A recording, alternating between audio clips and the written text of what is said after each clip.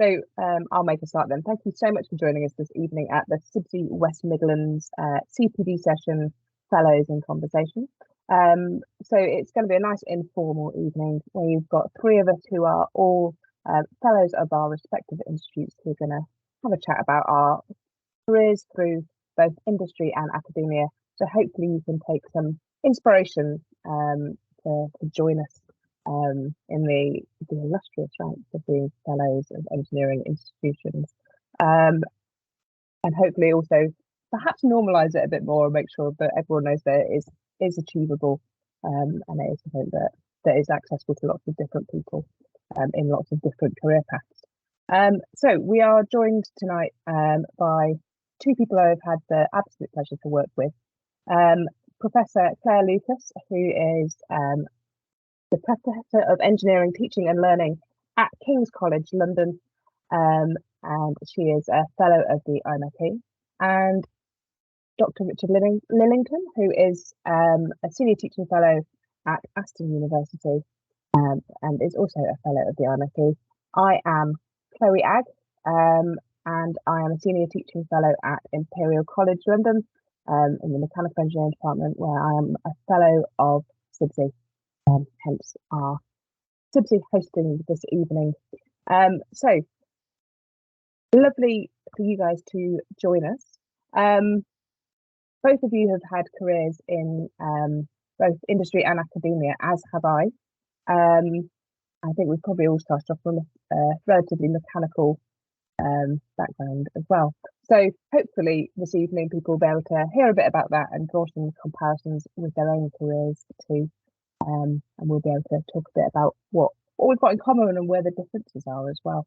So would anyone like to go first about introducing a bit about their career journey? You know, where have you come from? Where are you now? Otherwise, I will lead by example. I think that is Rich offering me the microphone in a virtual way. Yeah, so Chloe did ask me to reflect on my career before I came, and specifically thinking about this journey to fellowship, I suppose. So I became a Fellow of the FIMechE in 2019, with the great help of Richard Lillington, who is sat here, who reviewed my application and was an external referee for it. So what happened? What did I do leading up to that?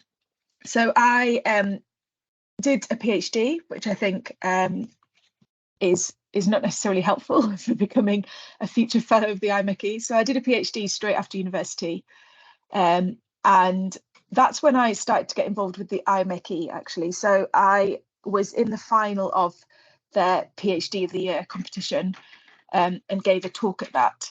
And sometimes when you're thinking about how your career's developed, you don't notice that you have these critical moments that later on you realise were actually quite formative. So I did not win that competition, which is not unusual for me, but I was the runner-up. And they said to me in the feedback, oh, you know, we thought your PhD just sounded really easy. So either you're just really good at explaining things or your PhD was really easy. And then somebody else had given me the feedback, oh, it was the best lecture we'd seen ever from a PhD student. So I kind of formed this opinion that actually what they were telling me was that I'd made it sound too simple by potentially being quite good at teaching or lecturing. So I know that I've kind of held on to that going forwards. So I then went and worked in industry. I went to Jaguar Land Rover, and decided not to go in there as an experienced hire, which is one route that Jaguar Land Rover employs people, but to go onto the graduate scheme, because I received some very good advice that I wanted to get a good view around the business.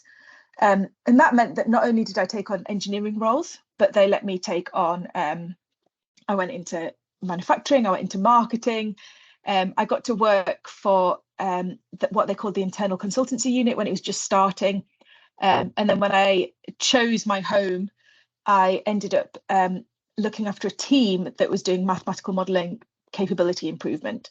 So looking at the kind of models that were being used across the business and trying to improve those, especially looking at how we embed models of people into those vehicles to understand the impact that the vehicle was having on the person. So that was at the time that I was applying to be a CEng. So I just got back from maternity leave actually, and was applying to be a chartered engineer. And I remember thinking I'm going to have to wait until I've managed some budgets to apply for chartered engineer, because although I was doing the MPDS, so for the IMechE, there's this kind of structured way of writing quarterly reports and reflecting on things, and I was very good at submitting those on time. I had not yet managed a budget, right? So I remember as soon as I got this role where I was leading this team, thinking, well, I can categorically say exactly how much money in simulation time I've saved, or exactly how much money in testing time I've saved. So I'm going to call that managing a budget.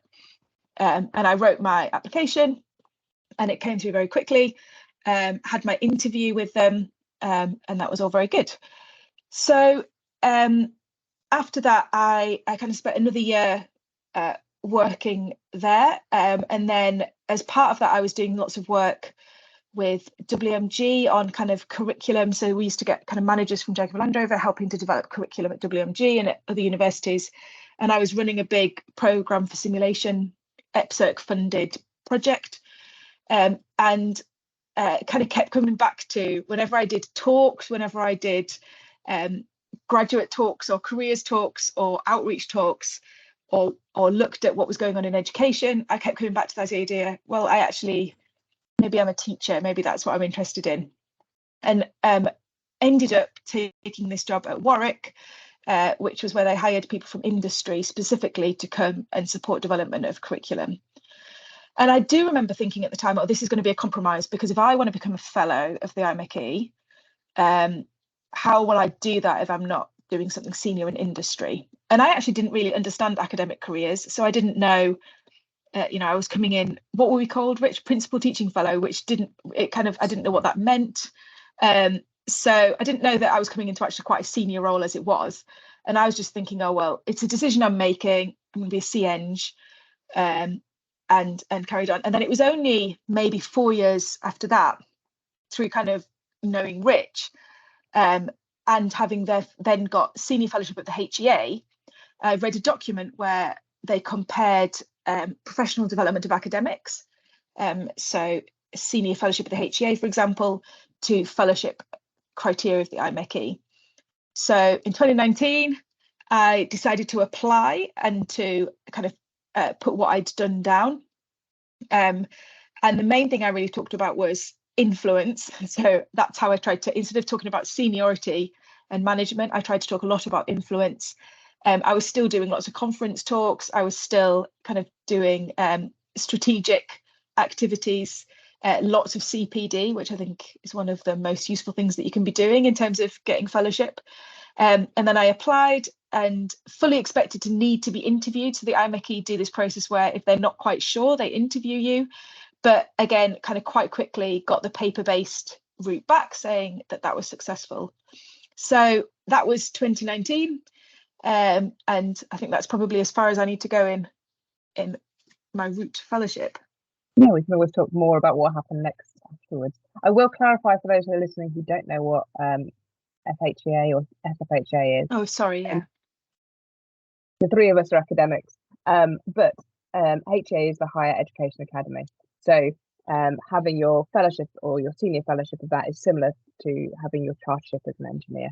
So, like being a chartered engineer, it's the sort of equivalent of being a chartered lecturer. Rich, shall we go for your life story? Oh, thank you.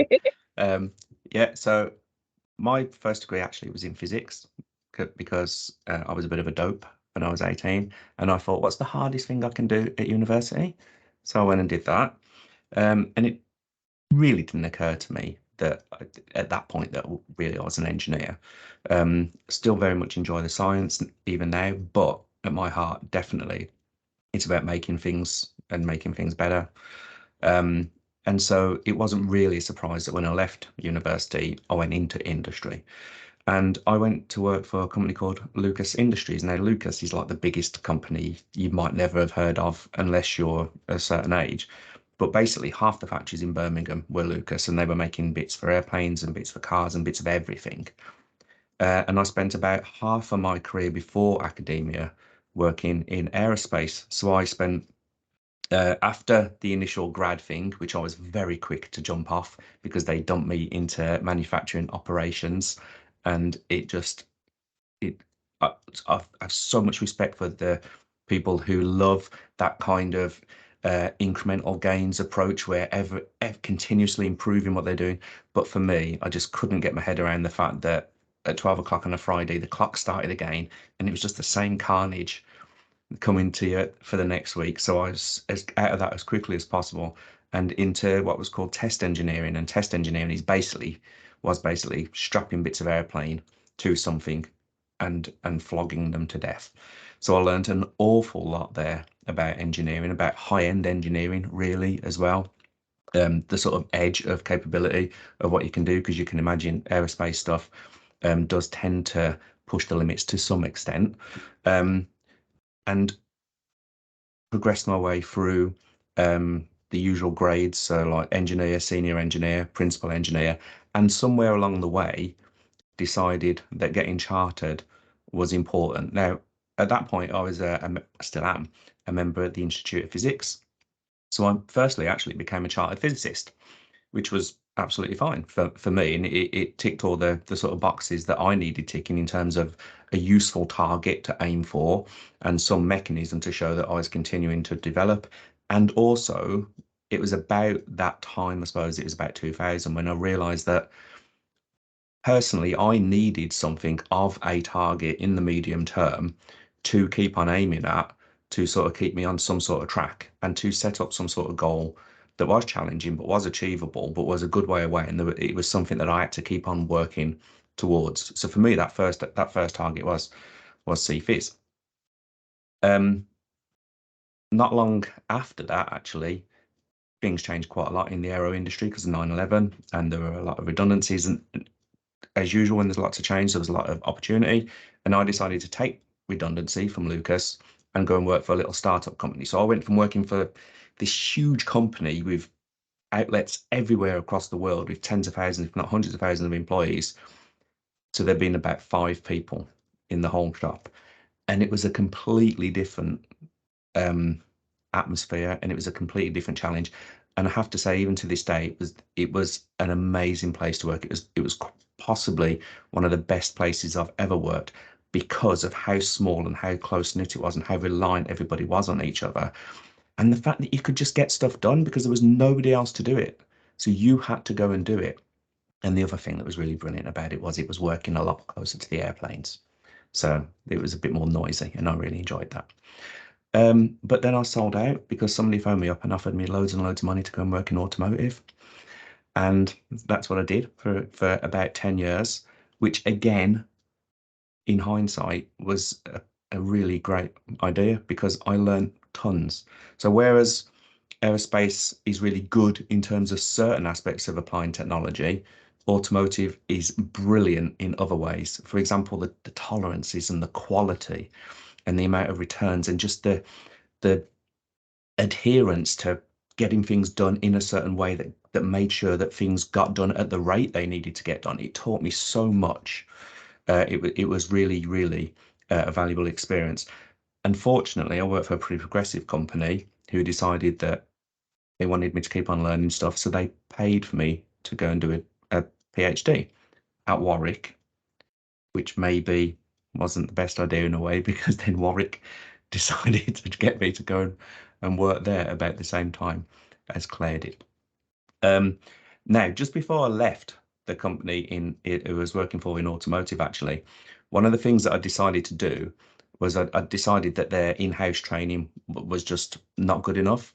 I suppose it was a bit before that, actually. I suppose it was just after the financial crash. So when was that? About 2008, and all the budgets got cut and nobody was getting sent on training anymore. So I kind of volunteered to set up in-house training to do this, that, and the other, because you're working at anywhere where people have got like decades of experience. People know so much. Why are you sending people out to do training when the people in the place know better than anybody how to get certain jobs done? So I decided to take ownership of that and sort it out.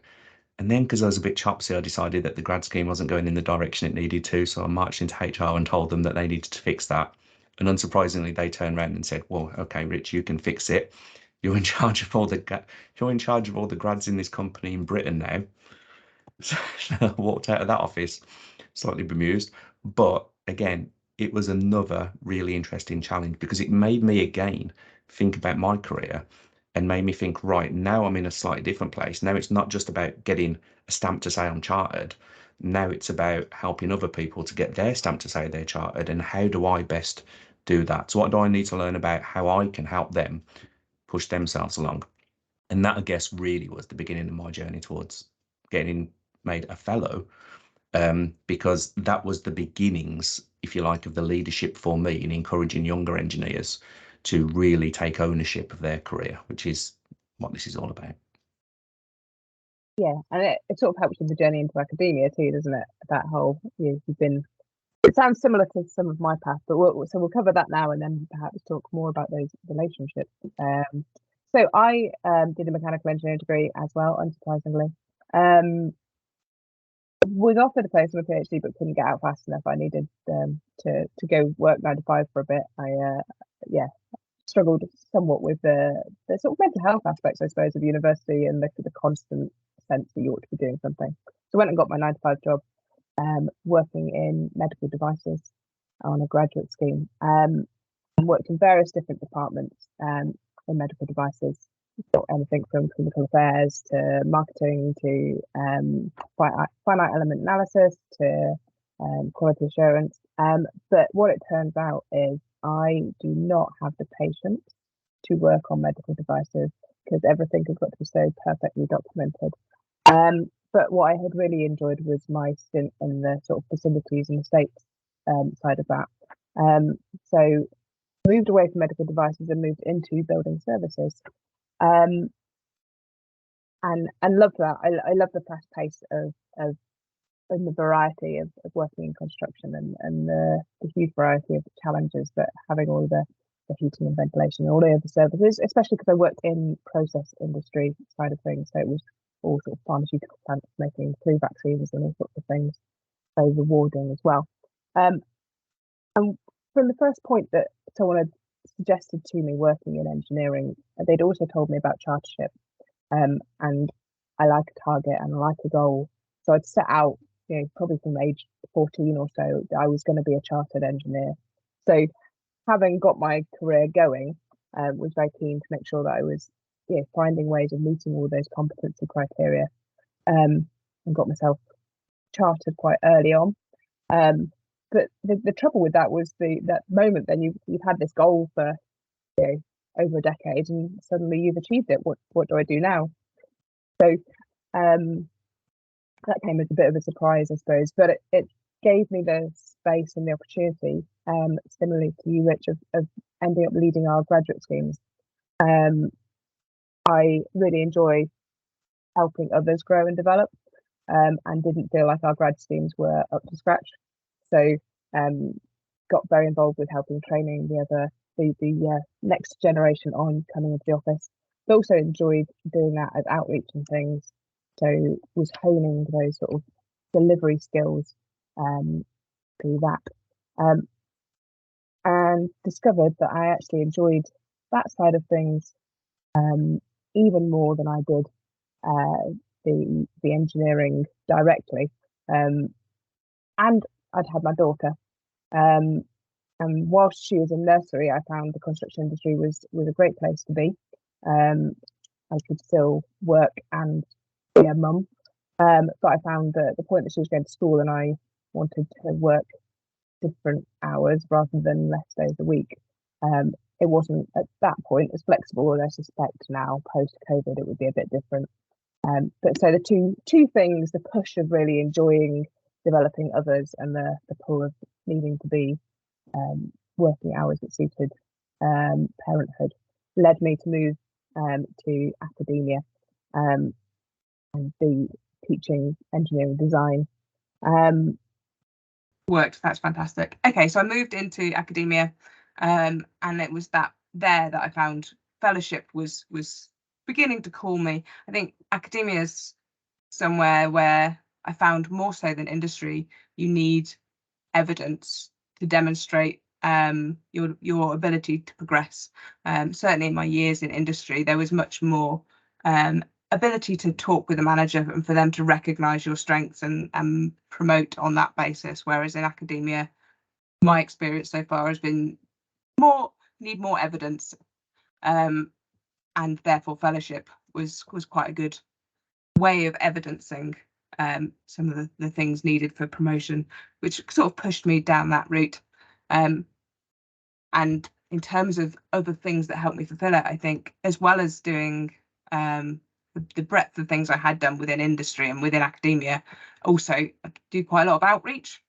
So that side of things, ranging from popping into schools locally to talk to 30 children, right up to Royal Academy of Engineering programmes where we're recording videos that go out to anyone that wants them internationally. I think certainly helped me as well. So a few commonalities then that I've spotted between us. There's certainly a running trend of wanting to help others grow and develop and leading teams for that. But then I suppose that comes as no surprise with us all working in academia with that desire to teach and lead. But one of the other things I noticed was that sort of being target driven. Right, I certainly mentioned it with my chartership, but I know Rich, you did as well. With that being why you'd wanted to get chartership. Where else have you guys found that having a target has perhaps helped you to develop careers and lead you to what you want to achieve? Well, one of the reasons that I went for fellowship actually was it was really about trying to encourage other people to get chartered, and just acting as a role model to say this is a progressive journey and it doesn't stop, but you've got to start and you've got to get going on this. And that was, again, that was really a mix of different things. So in later years when I was in academia, it was about encouraging colleagues that being a member of a relevant institution is important, because as ridiculous as it sounds, it isn't really pushed as hard from my point of view. It doesn't feel like it's pushed as hard in academia as it is in industry. So when I was in industry, you'd get your fees paid for. There was an expectation you to go for these things. There's things like the MPDS scheme that Claire mentioned. There's a conveyor belt that's pushing you towards from being a grad to being something approaching being chartered. But there's not that same drive really in academia, even though in some ways there are much closer links to the professional engineering institution. So if that felt important from that point of view, before I came, when I was at the old place in automotive, it felt important to begin to start thinking about it there, to try and drag people along for a slightly different reason, to show that actually being chartered when you're 28, 30, whatever it is, that's not a time then when you stop developing. That's not the end game. That's right now you're a safe pair of hands. This has opened a few doors for you, but actually this is the beginning of your functional career in some ways.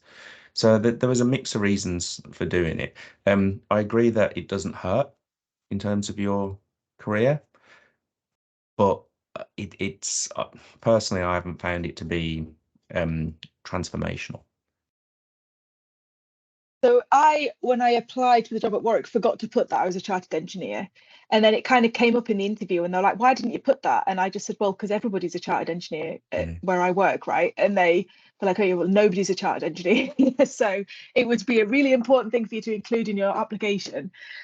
And then what Rich was saying about I think the fellowship at the Higher Education Academy that Chloe was talking about, that is often a condition of probation for people who are academics. So they have to get that in order to end up getting a permanent academic role.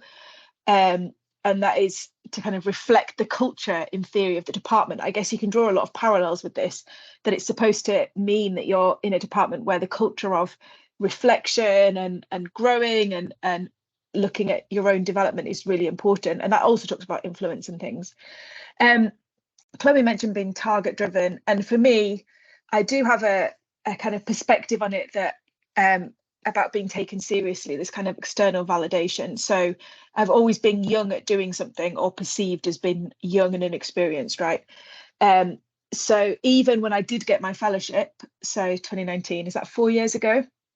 So I was 32, and I remember I met the guy later on who reviewed my application, because I was doing a CEng interview. So I was volunteering for the FIMechE to review CEng applications and to interview people. And he didn't realize it was me. And he'd said, "Oh, I've reviewed this really young person," and I almost like didn't even look at their application. But he says, "I looked at it, and yeah, they'd kind of done a load of stuff, so I put it through." So I do think for me, there is this aspect of sometimes, especially within academia, as Rich was saying, there are not these external touch points. Unless you're getting grants, which are a massive pot of luck, there are not these external touch points for being like, actually, I am doing something which externally is considered and perceived quite good. And the other thing that I think is interesting about the fellowship is it is this kind of external. It's about impact, it's about influence, it's about reaching out, it's about making the engineering profession better. Yeah. Not just the KPIs of whatever has been done within the environment that you're in, right? So it's not about what's necessarily important to the immediate culture around you. It shows that you're engaged with the wider culture. And for me, that's really important, because I often feel like academia is quite a broken culture. So I'm much more keen on working externally, but you don't often get recognized for those things internally, which is what Chloe was saying as well, right? So to know that you're doing something which is helpful, which is kind of helping people and changing things for the better, all of those things feed it into this kind of desire to be recognized for that. I think, yeah, we obviously, the three of us, come at it from a somewhat, a niche perspective for some of our listeners, because we are all within academia, but I think so much of it still does apply to industry as well. In terms of, fellowship, like you say, is about influencing things to be better. You don't have to be doing that by teaching the next generation. You don't have to be running a graduate scheme or giving lectures, but actually, so in the West Midlands region for CIBSE, we have an education award. You might also call it Student of the Year, because it is for someone who is studying building services. But the criteria for the award is, what are you doing to represent industry or to improve industry? It's not, who's done the cleverest project or who's got the best results this year. It's what are you doing? How are you mentoring others, or how are you a good ambassador for things, or how are you driving sustainability forwards in your projects? I think it is important that we can all see that we can all have a positive influence, and that's what fellowship is about. Yeah, when you look at the criteria, actually, I mean, we could argue about whether the criteria are all completely sensibly worded, and I think that actually having that argument or that discussion is not necessarily a bad thing, because it's the sort of thing that feels like we should be keeping on refreshing it. But things do jump out at you. So leadership, and what does that mean? Because that isn't the same as management, because you can be a leader without managerial responsibility. That is very definitely possible. I think one of the things that surprises me when I look at the criteria is the fact that it talks about CPD, but for fellowship, it doesn't really talk about it at a very enhanced level. So being an engineer, we all work in technology. If we lose touch with the latest technology or the development in technology, we're going to be in trouble. So we need to continuously develop anyway, and that's arguably more important for us than any other professional branch in some ways. So staying on top of CPD is really important, but how maybe could you combine those two elements? How could you combine the leadership thing and the CPD thing, so that when you're dragging yourself along, you're also helping other people to drag themselves along as well, and so bring the culture of the whole place up? Because that feels like the sort of thing that we should be aiming for as we progress through as fellows. I think for me that's one of the key differences, isn't it, between chartership and fellowship? Chartership's making sure you're okay to do your job, whereas fellowship's taking that further and making sure others are coming with you on that journey. Yeah. I will say we've got the chat, so please do, if you've got any questions for the three of us, add them into the chat, and Phil may join us to facilitate the asking of those questions. But if not, the three of us will almost certainly have virtually endless questions for each other. We are academics, we can talk the hind leg off a donkey, so to speak. So yes, do add them in, otherwise we won't get round to it. One of the other things I noticed was us talking about influence as opposed to seniority. I think it was paraphrased from what Claire said, and I think you've sort of drawn on that too in your last response, Rich, that it isn't necessarily. I think we're often put off from applying for the chartership or fellowship or whatever because we haven't had that team with that budget, or we haven't had that management role being given to us. I don't think that we necessarily have to. So, where have you guys found the opportunities to demonstrate leadership or created those opportunities that others might be able to take some inspiration from? I think I was actually thinking in terms of the opposite, so I will answer your question. But a big issue across that we are dealing with as academics is that our students are not going into a world of linear career routes anymore. So often they're not going into these companies with traditional management structures. Even the biggest companies, even JLR, is moving to agile, flat structures and hierarchies. So actually, we sometimes had the opposite problem when I was doing professional review interviews, which is that like graduates would be coming in having held what seemed like quite senior responsibilities because they're working in a startup where everybody's a manager, right? And then you've got to think, well, you've got to really kind of take a view of what is their level of kind of autonomy and authority and seniority here. And I did always kind of, in those quite difficult decisions, bring it back to, well, what's the outcome? So you can be a manager or senior, or you can be kind of in one of those scenarios without necessarily having outcomes. And I always think that the key difference is outcomes that impact people around you rather than just products, right? So that might be not necessarily true, but I think if you're really just focused on the products themselves and you've got loads of autonomy and loads of authority on that, but you haven't got a bunch of people around you who you're bringing along, who you're influencing, who you're kind of changing, then maybe you're not leading in the same way. But I think it is a challenging thing that people are having to deal with going forwards. And I don't know what Chloe and Rich think about that. I'd written it down as a question. No, I agree. It's about value add, isn't it? It's how are you demonstrating that you've gone in and made that demonstrably better, either in terms of the outcome or the efficiency which you deliver that outcome. So there's also that there are various ways in which you can do that, because lots of us end up working somewhere, even in academia, where there's no obvious product, if you like, though arguably there is in the graduates. Lots of us end up working somewhere where once you've done the design work or been involved with the design work, it's just about pushing the things out. But there are still opportunities there to do it better, to add value, to show that you are actually continuing to push things on. And I think one of the key words that pops out at me from the list of essential criteria is the strategic bit. It's not just about those tactical day-to-day decisions about just getting something in a box. It's about having that ability to step back and think, well, what is the longer term aim here? Why am I pushing this along like this? What do I want to get out of this in, say, the medium term? How is that actually going to help? How is that going to free me up more time, free me up more money to spend in something else, or to do this, that, and the other, or whatever? But what's that slightly longer term aim, and how is that going to push things along, either be it for the business or the department or for yourself? So thinking strategically is really important.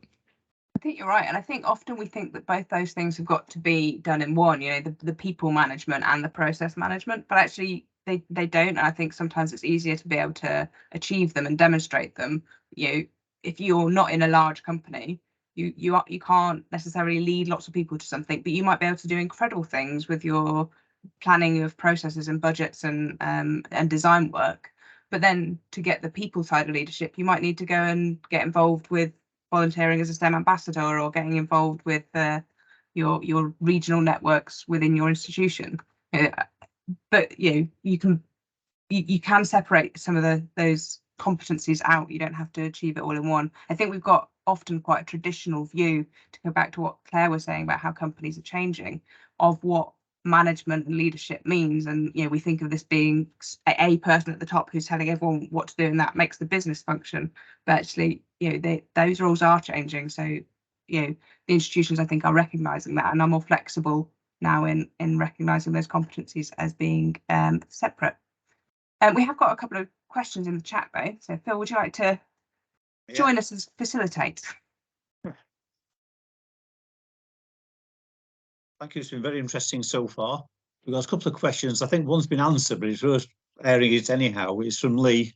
He says, "Hi, I've been a chartered engineer for 14 years. I want to push for fellowship, but I'm struggling to find a sponsor. You guys are very rare." Who knew?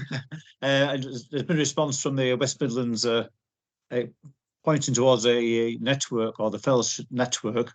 Perhaps three of you could perhaps add something to that. The best way to find a sponsor. I mean, from my perspective, I think at the moment that I realised it didn't have to be a CIBSE fellow, it got a lot easier for me, because I had assumed there had to be someone within CIBSE that sponsored me, but actually you can be sponsored by a fellow of any of the institutions, which makes it a lot easier, because your company might have people who are fellows of other things. But very much do come and get involved in the committee. There's never been a better reason. Come and get involved, and you'll meet. I'm not the only fellow on the committee. I think there is definitely an altruistic trait to being a fellow, because a lot of it is about sort of stuff that Claire said about doing the professional registration interviews and stuff like that. So stuff that arguably we don't have to do, but we do, because really we're trying to support other engineers in pushing themselves on. That being said, I think some of the most interesting conversations I've ever had have been in some of those professional registration interviews, because by and large people rock up with the most interesting pieces of work they've ever been involved with, and they're generally very passionate about that, and it just sets all sorts of things sparking in your head about ideas for yourself to take forward to your own work. So yes, you're doing it for the right reason, but also it's you're not getting nothing out of it, if you excuse the double negatives. And I am laughing because I did once have a whole conversation with somebody at one of those interviews about rubber bands. He was really like, that's what he did, was rubber bands. It was exciting for somebody, it wasn't for me. Okay, we have another question, homegrown on this one from myself, because I'm a member, and the question is, what is the route to fellowship from membership grade? And I'm really to talk about CIBSE more than I'm a member of MIET as well, but the CIBSE one I think is my preferred route. So it depends on what prior qualifications you've got. So if you are already MCIBSE and chartered, it's really relatively simple. It's something like a 2,000 word report, showing how you've got the relevant competencies to move up to fellowship, as well as evidence of the prior things. If you're going straight to fellow and you haven't got member status, then you've got to demonstrate everything that goes with member as well, so it's more onerous. And similarly, if you don't hold chartered engineer, then you've got to do that as part of the process. So it sort of depends on where you are, but the website is really good and clear on everything, so I'll just add that into the chat as well, on all the things you need. I do think that differs institution to institution, because I think I'm right in saying, you'd have to check, but I think I'm right in saying in the FIMechE you can get to be a fellow if you're iEng or if you're engineering technician as well, so you don't have to be chartered engineer, because it is a slightly different thing in terms of the criteria set. It's not about AHEP and it's not about learning outcomes, and it's not even so much about the UK spec. I think it is about how you have given something back to the institutions. Would you agree with that, Claire? Or Well, I was going to say, I have had the instances in professional review interviews where we've recommended somebody so they've come for a chartership interview and we've recommended them for fellowship. right? I don't know if CIBSE do a similar thing, but if you were applying straight for fellowship without chartership, we'd definitely be interviewing as FIMechE, because we'd kind of wrap the process up into one. So I don't know, Chloe, for CIBSE, whether you'd end up having an interview if you weren't already chartered, which Phil, you said you were. I'm working towards my chartership. I've only been doing it 18 months. It's going on and on. It's amazing how long paperwork can take us. Yes. I don't envy your position, because without somebody alongside you, so not only encouraging you, but so, you know, I sent my draft application to Rich, but he also kind of encouraged me to apply for it in the first place. And without people, I think you need to see fellows around you to say, oh, well, I'm doing similar stuff to that, or I'm kind of on the same level as, I would consider myself having the same level of expertise as they do, or even just being encouraged by somebody. I think you're in a really hard position. Yeah.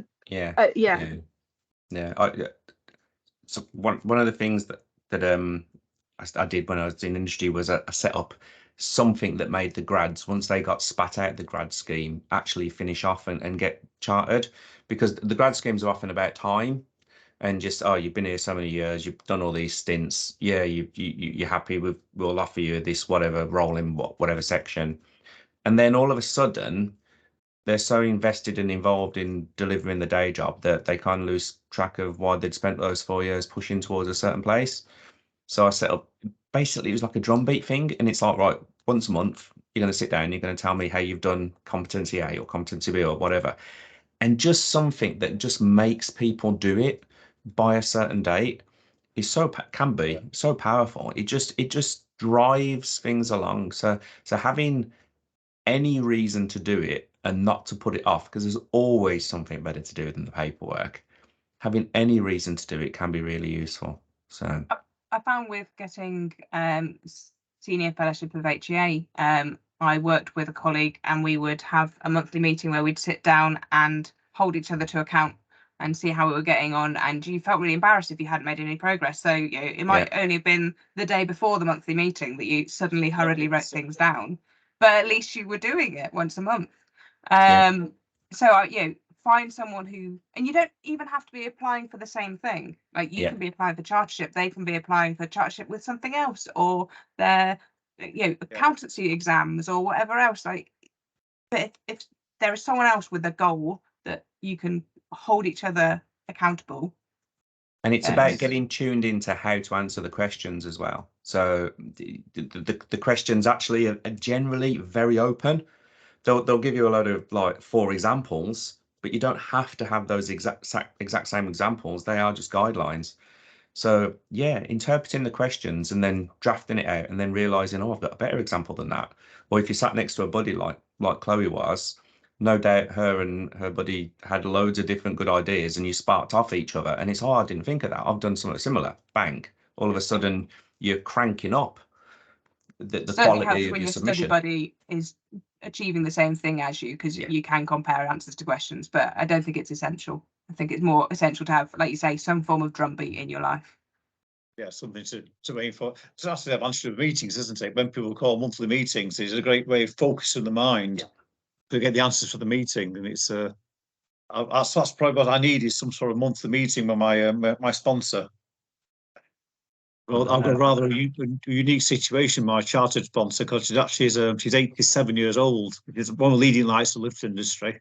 Unfortunately, she's not too well at the moment. So she's saying, get the CEng finished before I go. Yes, very pragmatic about it, but it's still good motivation. In mind a bit. Good motivation. Keep her happy. Make her proud. That's it. Yes. So thank you for that. Excellent. I haven't any more questions at the moment. So we're back to questions for each other. Well, we've only got 10 minutes left. So I suppose, have either of you got a question for me or for each other? Or I will ask you the last question, then we'll say our goodbyes.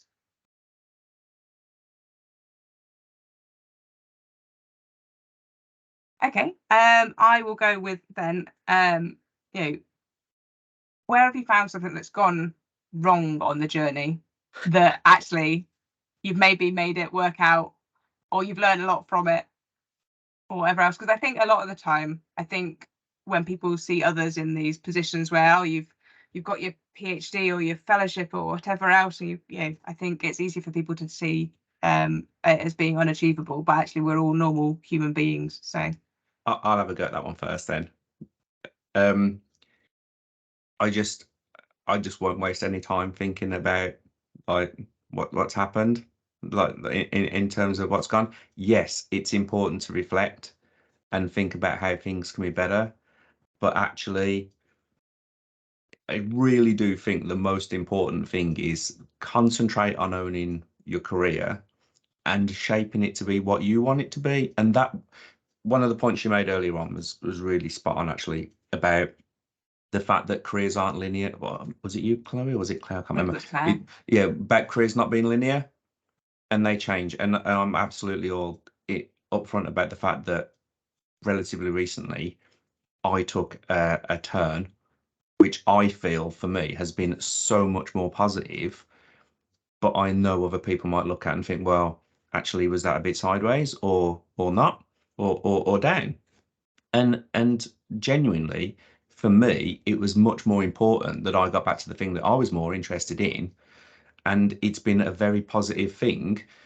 And your career is so much more complicated than what pay you're on or some other metric. So yeah, you've got to think very clearly, I think, about what is it that you're trying to achieve, what is it that's going to make you more satisfied and, dare I say, happier. That's the important stuff. Okay, so continuing to think about that, learn from the past year, but actually stuff that's happened. You can't change it. Just get on with it. Yep, absolutely. Yeah, I think for me, it links to a lot of what I've been saying. The good thing about fellowship is it's about this kind of external aspect. Sometimes you can be somebody who's got really great ideas, who's doing really good things, but internally, the people who are directly around you it's not what they want you to be doing, right? So it's not, as I said, helping the business metrics. And I think the biggest disappointments I've had have been having to change the environment I'm in because the metrics that I was with didn't necessarily align with what I thought was the right thing to be doing. And obviously there's learning that goes along with that. So you can't always be just doing altruistic things and saving the world. You've got to be making somebody some money at some point. But I think it is really challenging, especially if you're thinking at the level of fellow, you are probably somebody who's thinking about how you influence and how you can kind of change cultures and change people.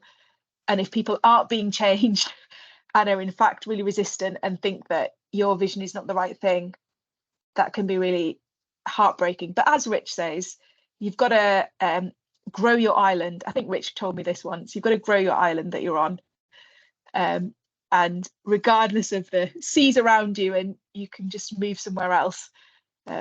So yeah, that is a bit depressing. Can you end on something positive? It's not depressing. It's I mean, yeah, engineers are practical, aren't they? And you deal with the hand that you've been dealt. But I think it is important. I mean, what you just said, Clay, it's like you shouldn't put up with something if it's not actually the right thing. You can still, there is always an opportunity for change, and it isn't as linear as I don't know, I think maybe the way I've come to sort of assimilate it over the years is when you start off with your career, it does feel very linear. It does feel like you're going through the grades, you're going through this, you're going through that, you're getting a car, you're doing all these things. And actually, as you go through, the things that are important maybe do change. And you should be open to that idea of change, but controlled change that maybe you've got some control over, not change that's happening to you because you're not steering. Thinking about what is the direction I want to move, why is this the positive move for me? Yeah, I agree with that. So promotions don't always get you the ability to do what you want to do. So having more authority doesn't necessarily give you more autonomy, right? Sometimes sideways is the best way to kind of gain back control over how you want things to be. I definitely have found that. Mm-hmm. Yeah, and I think as well for me, like one of my biggest, I don't know, regrets or mistakes was not doing some things that I was passionate about, and I regret not having done them. And actually, in hindsight, rather than letting someone else make that decision, okay, if it's not what the company agrees with, if I'm passionate about it enough, I will make the time for that, whether it's working other hours or taking the annual leave to go and do something I'm super passionate about, or finding somewhere that supports me in doing the things that I do want to do. And I think probably all three of us are in happier places with that these days, because we are all pursuing passions and interests and work-life balance, perhaps. Yeah, but also, if you do find yourself somewhere where the culture does need to change it. Yeah, you know, being part of that change, very much yeah, so. absolutely. We've all found that you can lead by good example as well, not just by title. So being a great example drags people along with you, and you show them how you've made their life easier by being more efficient, or you've made their life easier by doing something in a certain way, or it's just better. Yeah. And it's worth that investment. So yeah, push, but do it in a directed way. Yeah, I agree. I think that's a great point to end it on as well. A great message that we're saying, yeah, you can be the change you want to see, as has been said by much more famous people than we are. You're probably better at writing speeches as well.